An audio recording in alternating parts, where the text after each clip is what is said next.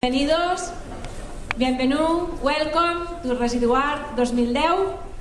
Avui estem de celebració.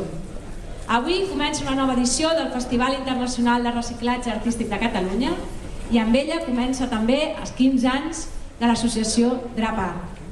Gràcies a la feina de molts de vosaltres, del recolzament del CCB i especialment de la directora de l'associació Drap Art, Tània Gras.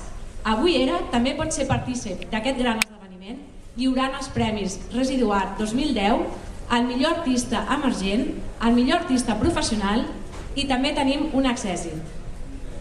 Molt sovint pensem que els residus són poc desitjables, obsolets, que no els utilitzem. ERA creu que els residus tenen un gran potencial de reutilització i valoració que permet transformar-los en un recurs valuós i renovable. Per això, ja des del 2005, ha creat els Premis Residuart, el residu a l'art, treballant amb artistes d'arreu del món per reivindicar que el residu té un valor, que el residu pot esdevenir art. A l'exposició heu pogut veure com corbates s'han transformat en serps, com bombones de butà adopten diferents formes decoratives, com suros que prenen formes poètiques d'animals. Podem veure que els residus s'han transformat en formes d'art, amb art, en peces úniques, amb art sostenible.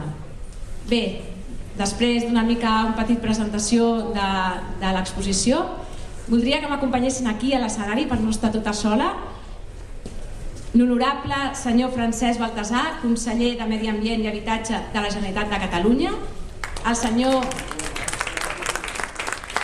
Molt bé, un aplaudiment per ell.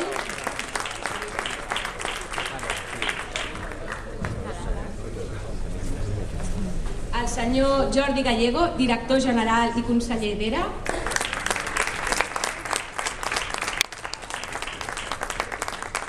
I la senyora Tània Gras, directora de l'associació Drap Art.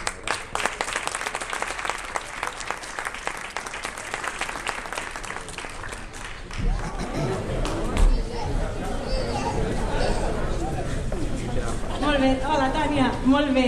Estem esperant tots la deliberació del jurat. Què? Explica'ns, qui ha guanyat?